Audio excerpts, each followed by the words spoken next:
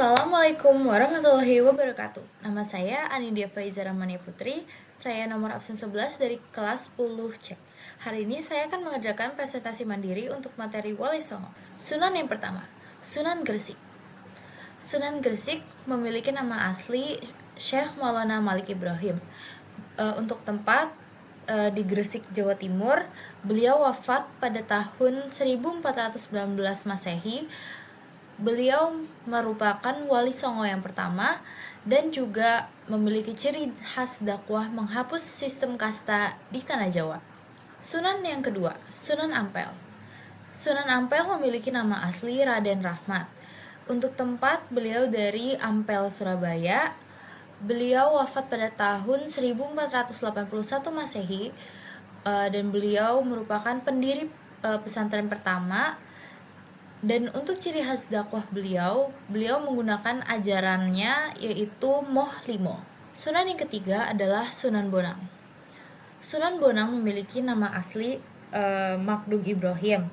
Untuk tempat, beliau dari Tuban, Jawa Timur, dan untuk waktunya beliau wafat pada tahun 1525 Masehi. Keterangannya adalah beliau adalah anak dari Sunan Ampel. Dan untuk ciri khas dakwahnya, beliau menggunakan alat musik tradisional Bonang untuk membantu dakwahnya dalam menyebarkan ajaran Islam. Lalu untuk Sunan keempat ada Sunan Derajat. Sunan Derajat memiliki nama asli Raden Qasim atau Syafiruddin. Beliau dari Lamongan, Jawa Timur. Dan untuk waktunya beliau wafat pada tahun 1522 Masehi. Beliau merupakan adik dari Sunan Bonang, dan untuk ciri khas dakwahnya, beliau menggunakan ajaran Catur Piwulang. Lalu untuk Sunan kelima ada Sunan Kudus. Sunan Kudus memiliki nama asli Jafar Shadiq. Beliau dari Kudus, Jawa Tengah, dan untuk waktunya beliau wafat pada tahun 1550 Masehi. Untuk keterangannya, beliau adalah pendiri dari Masjid Menara Kudus, dan untuk ciri khas dakwahnya, beliau menghormati budaya lokal. Beliau memilih untuk tidak menyembelih, untuk memberitahu masyarakat untuk tidak menyembelih sapi, karena pada saat itu banyak warga masyarakat yang beragama Hindu, dan agama Hindu sangat menganggap sapi sebagai hewan yang suci, sehingga untuk menghormati mereka, beliau memilih untuk memberitahu masyarakat untuk tidak menyembelih sapi. Lalu untuk Sunan ke-6 ada Sunan Giri. Sunan Giri memiliki nama asli Ainul Yakin atau Raden Paku. Beliau dari Giri, Gresik, dan untuk waktunya beliau wafat pada tahun 1506 Masehi.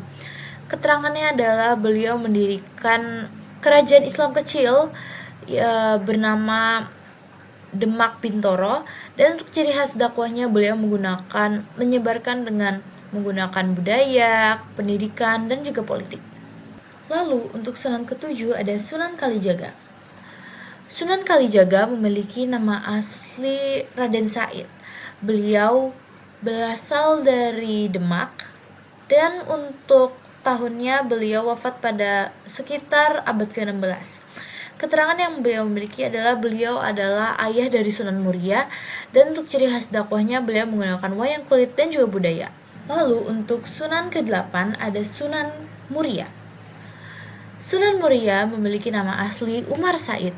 Beliau berasal dari Gunung Muria di Kudus, dan untuk tahunnya beliau wafat pada sekitar abad ke-16. Untuk keterangan yang beliau miliki, beliau adalah anak dari Sunan Kalijaga, dan ciri khas dakwah yang beliau miliki adalah dengan pendekatan sederhana, yaitu datang ke pedesaan-pedesaan untuk berdakwah. Lalu untuk Sunan terakhir atau Sunan ke-9 ada Sunan Gunung Jati.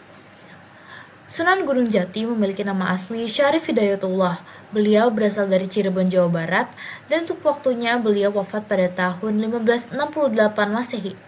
Keterangannya adalah beliau memiliki gelar Waliullah, dan untuk ciri khas dakwahnya beliau menggunakan politik dan juga pemerintahan. Itu saja presentasi mandiri dari saya tentang materi Wali Songo. Mohon maaf bila ada salah kata. Wabillahi taufiq wal hidayah. Wassalamualaikum warahmatullahi wabarakatuh.